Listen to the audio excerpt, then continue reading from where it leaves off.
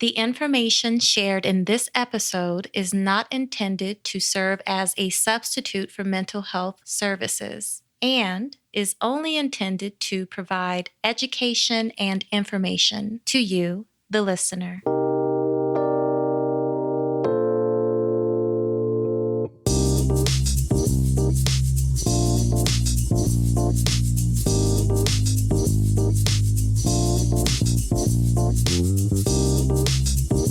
Thank you so much for joining today's episode of the Honeybee Podcast.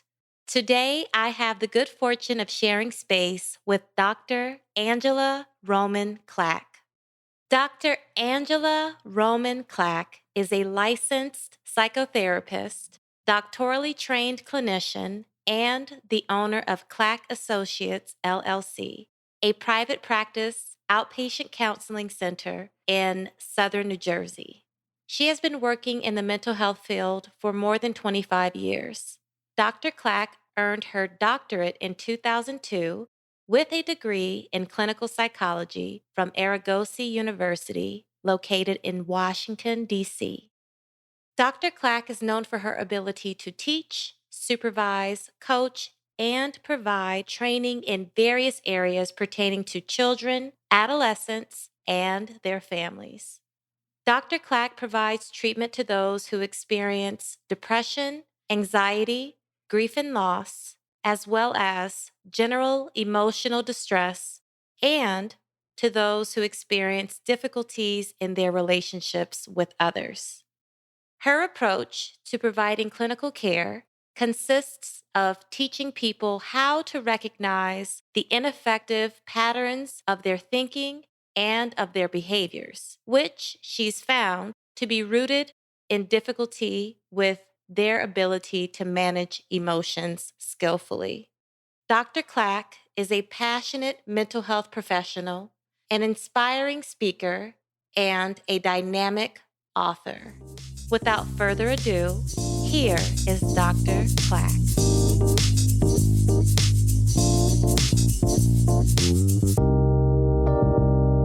Thank you so much for joining the Honeybee Podcast. I have the good fortune of sharing space with Dr. Angela Clack. Not only is Dr. Clack a skillful clinician who thrives and is inspired by working with women of color who have experienced trauma and depression, Dr. Clack is also an author.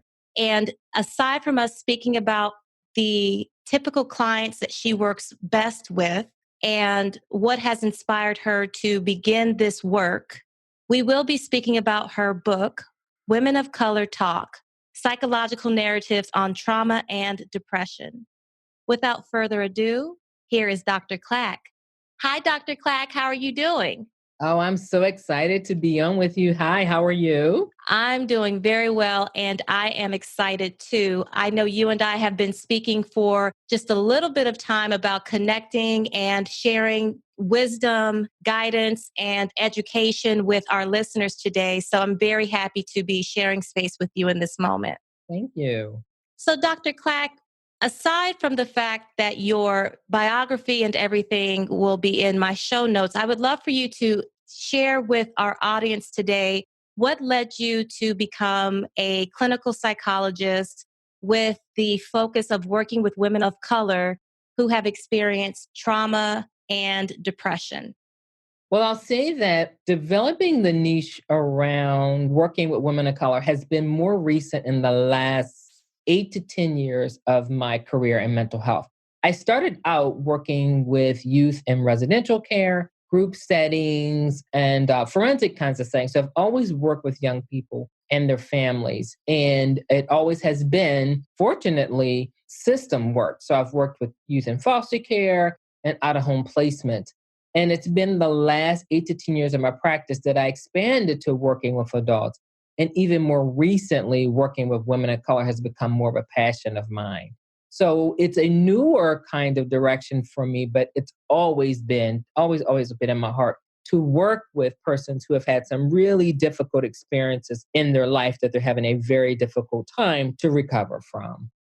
Absolutely. And I have a common background in working with youth who are in like foster care and just within that particular system. And so for you to branch out and work with adults and, women of color in particular over the past 8 to 10 years is pretty neat. How did things line up to provide you with that opportunity? I think women of color showing up in therapy, the more that they came, the more that I saw that there was a gap in services, and the more I saw that there was a need, the more I felt connected to women of color and a passion for women of color, not just because I am one, but because our lived experiences are so common. And I'm always a person who's looking for using my gifts. And so one of my gifts, even spiritually, is connecting with folks on another level.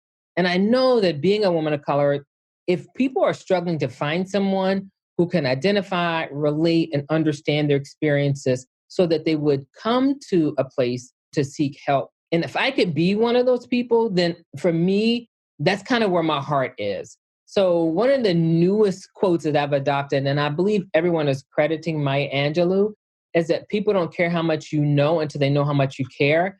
I've like started to really, really resonate with that and connecting with my clients because we can use all the tools, we can use all the psychotherapy lingo out there, we can do all of that. But if the person doesn't feel connected and they don't feel like they can trust you and they don't feel like they're validated in that space, you'll get very superficial stuff and we won't keep people in therapy. I agree with that 100%. And that's my first time hearing that quote. So I appreciate you for sharing that with me. And I agree with you 100% that the foundational piece of having an effective therapeutic relationship with our client is actually caring about the person that we're working with, caring about their journey, and wanting to be of support and of guidance to them along their way of attaining whatever goal they have in mind. Yes, absolutely. What has been the most curious thing or something that has just kind of been a little bit of a shock for you in your beginning of working with women of color who have experienced trauma? The shocking thing for me is how often women are reporting generational trauma. Ah, I am really, really struck by how many legacies in these families this goes back with incest and trauma. It amazes me how many women will say, well, my mother was abused and my grandmother was abused, or there's substance abuse generations going forward and backwards. And it's shocking, it's scary, it's sad to see that there's someone who's trying to break that generational legacy, that kind of curse around my mother was pregnant at 14, her mother was pregnant at 14, I got pregnant. Some of those kinds of traumatic events that they want help with, they want to kind of figure out, I need the tools to do something different. I want to break this and I want to, and then you just hear like how many generations it goes back when we look at whether we're doing a genogram or we're doing like the kind of background to gather the background. That shocked me. And that was also clearly one of the reasons that I started the research to write the book as well. and have you found, Dr. Clack, that in your work with clients, when they're sharing their stories with you about their experiences, that they didn't know the chaotic, scary, or life threatening things that they experienced once or maybe several times qualified as something that would be traumatic? Yes. Oh my gosh. Thank you for saying that. When they're sharing their narratives, the look on my face, the expression like, you're still here. Oh my goodness. Hmm. And the validation that, do you know that those experiences are clearly evidence of trauma? And here's how it's manifesting. And here's what's happening. Like when you hear them say, oh, I didn't know that was trauma. That's kind of just the way my family is, or that's just the way things were. Giving language to their experiences is huge because then they realize, oh, that's not normal, right? No, it's common, but it's not normal. Ah, it's common, but it's not normal. Yes. And I think from my experience, and I'm sure that this will resonate with you, in providing that education to that person, like I like that. It's common, but it's not normal. It's common and it's not appropriate. The things that you experienced were not supposed to happen to you. And as a result, your body, your emotions, and everything that makes you who you are, your body is in overdrive, your mind is in overdrive, your emotions are in overdrive or underdrive because of all of the things that you experienced in your life that you were not supposed to. Absolutely. Yes. Yes. That is an awesome reframe. Now, then the next step would be getting them in touch with the stuff that's in their bodies. See, that's a newer Hmm. approach too, from going from the verbal part, the language, to where in our bodies are we holding on to this stuff, which introduces physical and chronic health conditions. That's a whole nother area. And not to put you on the spot, I think it's important for all of us to learn more about the importance of our clients, just us humans, getting in connection with our body. So you were saying taking the discussion of trauma away from the verbal and noticing how that shows up in your body. What makes that impactful or important? It makes it impactful because there are so many conditions that are more commonly seen, more commonly diagnosed in women of color than other women. And so you start to see these kinds of disorders and chronic health conditions that seem to show up often, such as fibroids are huge for women of color, Really? right? We're Okay. looking at women who are suffering from some of the cancers and lupus. We know that some of these conditions are connected to stress. So we also go back, and this is another part of a conversation for another time, the ACEs, the adverse childhood experiences, those kind of events. And then you subsequently look at what we're finding out in their health histories, chronic health conditions, Hmm. adverse childhood experiences, early stuff that we've held in our bodies, we've held for a long time that are manifested physically. So we have the fibroids are huge. We're having breast cancer in huge numbers. Lupus is another one I see a lot of my clients with. Fibromyalgia is another one. We know the infant mortality rates and those kind of things that are showing up for women of color around fertility and infertility issues. I mean, you name it, Wow. some reason our numbers as women of color, we are showing up big. Now, it could be an artifact because we're now showing up in doctors' offices more and getting our exams, but nonetheless, our numbers are still really big when we look at these kind of conditions. So, one of the things that's really important for clinicians to do is to take a really good health assessment, not just a mental health, but get that client's physical health records. You don't literally have to say, Hmm. "Can I call your doctor and get them?" But find out from the client, like, have you been treated for any physical conditions? You'll find many women of color early on have had hysterectomies. Oh. We are so much better now with the medical knowledge that we don't have to do full hysterectomies anymore. But many of my women have had hysterectomies a long time ago as a result of fibroids. So there's a lot of physical stuff we have to pay attention to. And I really do appreciate you for mentioning the adverse childhood experiences study. I'll be mindful to put that in the show notes as well.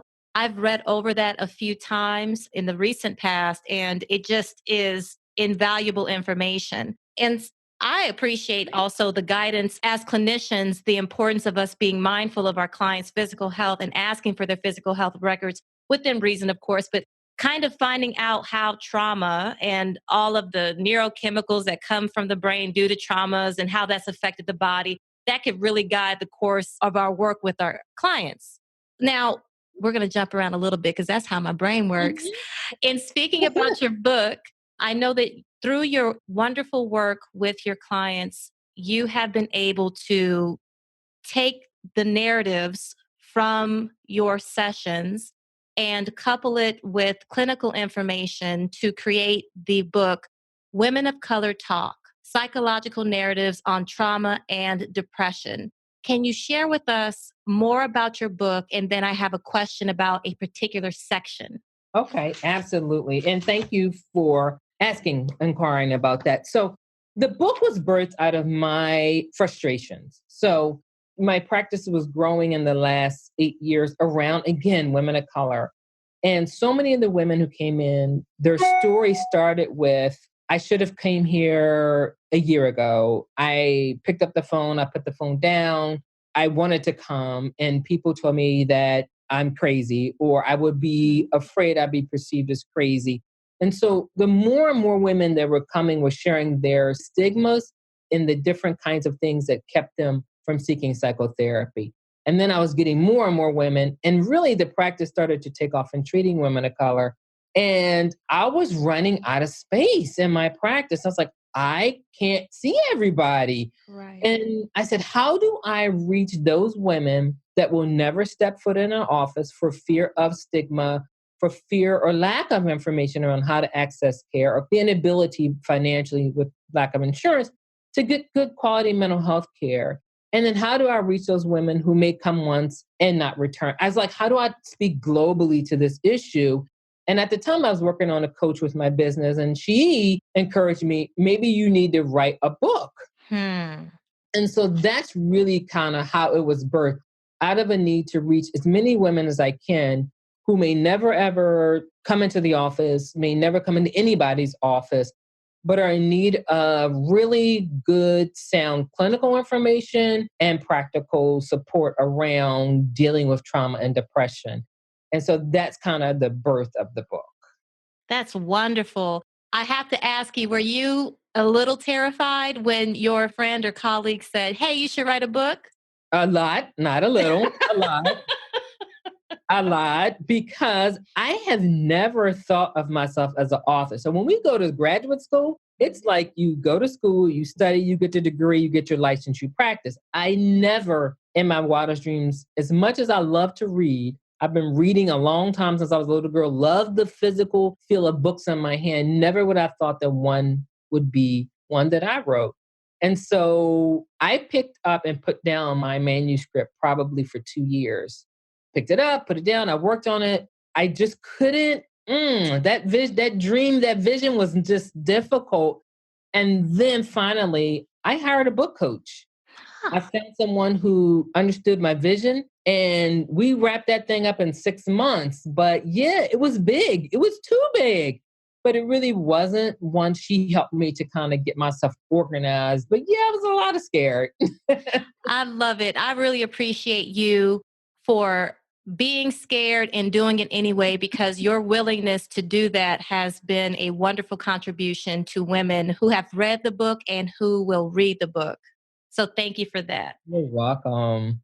I have to ask you about this particular section in your book where my understanding is you are giving a call to action or inviting clinicians who are not people of color, inviting them to be mindful of certain things to be sensitive about or mindful of while working with women of color who have experienced trauma or depression. And I would like for you to speak more to that because I think that it is helpful for us to hear. So, one of the things that the book coach helped me with is to think about the audience that I was writing for. So, I went back and forth, and this was part of the process too. I went back and forth from being, because, okay, I am a clinician. So, I went back and forth from being too clinical to not enough and trying to integrate, like, make it make sense for folks. So, after we kind of got my head a little bit clear on, making it reader friendly, I wanted it to be a book that not just for the woman of color, not just for her loved one and how to support her, but also for clinicians who do not and have not treated people of color very much, but who may have someone in their area show up. And so one of my chapters is about helping people who, clinicians, who are not people of color to provide culturally sensitive quality mental health care. And I called it like holistic wellness Hmm. and colorful considerations, and color meaning in terms of the colors that show up in your office, whether they're black or brown or yellow or whoever. But for me, it was black and brown women. Mhm. And there are going to be women who live in rural areas or who live in places where there aren't people who look like them. But nonetheless, there are clinicians who don't look like them that can do this work. And so I encourage in my chapter that one of the things that you have to consider as being a non-minority clinician is our history, historically, and the narratives that come out of our history. Because when the black or brown woman shows up in the office, she's never alone. I don't want people to think I'm thinking more psychotic. I'm thinking when she comes into the room, she brings generations with her. So the history and story she's going to share, great, great, great grandmothers, right? Generations back. My mother's history, my aunt's history. She brings in such a rich history that if you're not curious enough to ask those questions, that person will not feel connected with you. So that's one of my big messages for Nominal. Be curious and don't assume anything about one Black woman or one brown woman because none of us are the same. We have very universal and common things about us, but be very curious about different things about us so that we can feel connected, that you care enough to know more about our history. And with you explaining that so well, of course, because it's your book, of course you can explain it well. It made me think about something you mentioned at the top of this conversation, and that is generational trauma. And so the way that you just presented, like a Black or a brown woman coming into the office, she's not coming alone. She's coming with the stories of her grandmother, her auntie, her mother. And with the clinician who is not a person of color, it is even more, I wouldn't say even more, but I'll say even more important for there to be some curiosity about generational trauma, because I would think that with that knowledge, you can come up with like this sort of visual depiction, this map showing how things make sense, how the person who's sitting in front of us and their experience makes sense given their history and what they've seen. And maybe with that, you can arm that person with breaking the generational trauma or the generational curses or what have you, so that is not perpetuated for their children or their children's children. Exactly. And one of the things that we have to be careful about is how we just broke that down can look like to a non-minority clinician, that could look like enmeshment. Oh, That can look like we can pathologize a lot of stuff. I hate that word because it comes out so wrong. But we can pathologize a lot of conditions that are more reflection of cultural factors or cultural variables and social constructions. So we have to be careful that maybe that is an issue that does need to be addressed, in terms of boundaries. But if we jump on that too soon, again, that person will feel like you are not respecting that that's how minorities communities survive interdependently. there you go. Yeah. Very important. Thank you for sharing that. So, Dr. Clack, what else is important for us to know? Or what else would you like to share with clinicians who are not a person of color for them to be mindful of while they're working with a person of color or woman of color who has experienced trauma or depression? So the other thing I want people to be aware of is that our language is different often. They're not going to say, I'm depressed when they come with you. They're not going to look like the antidepressant commercials where the woman is kind of, falling out or laying on the couch and can't move. Black women and brown women push through a lot of stuff, but nonetheless, it doesn't mean they're not clinically depressed. And Yes. so it's going to be about your assessment questions and how you're joining with them that they'll be more open and you'll begin to hear how much the symptoms of depression are there, but they may not look like the DSM or other ICD kind of code symptoms. You have to kind of tease that out, but it's there. It's there. So we have to be careful of language with people of color in terms of their words may be, I'm just tired of being tired. I'm overwhelmed. My back hurts, you Hmm. know. And so some people may say, okay, your back hurts. Maybe my back hurts because I've been working 24-hour shifts at the hospital because I have a disabled kid. I don't have anyone else financially. I don't have a support system. When you start to pull that out, you begin to see, wow, there are layers here for this woman. It's not her back hurts because it just hurts. She's carrying emotionally and physically a lot. Let's unpack that and help her to get better self-care.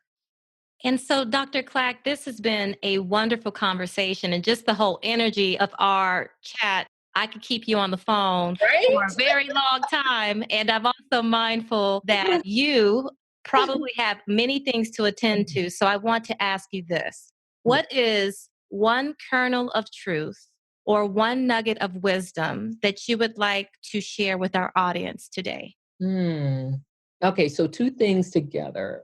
I want people to be curious. Be curious enough to ask questions that you don't know about people of color or the woman of color. We would rather you ask than assume. but be curious because it says you want to join with us. And that would be my second thing is create an atmosphere to join with the client.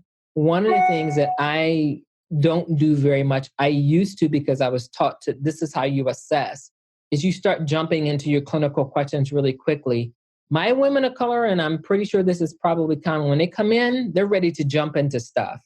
So you got to slow them down and you'll get your assessment questions, but they will not be linear like the ones on your paper. So I say, be curious, ask questions, and then find ways to join with the client.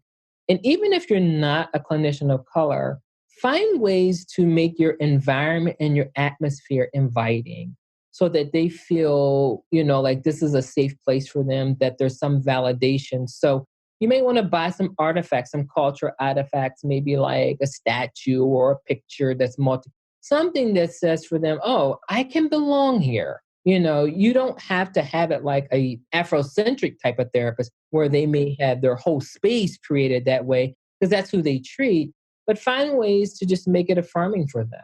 That is wonderful guidance. I really appreciate that. I've taken notes that I'm going to be incorporated in my own work. So I appreciate that. And Mm. even more, I appreciate you, Dr. Clack. I will be sure to put your information in my show notes because people need to learn more about your philosophy, learn more about you as a clinician, and just learn more about what you are up to. And so, with that, I wish for you to have a phenomenal rest of your day and sending you lots of good vibes. And Vina, I want to thank you so much. I am so appreciative of our connection. I look forward to us meeting and talking very Yes, soon. But thank you so much for giving me the space and the opportunity to share this information. it's my pleasure.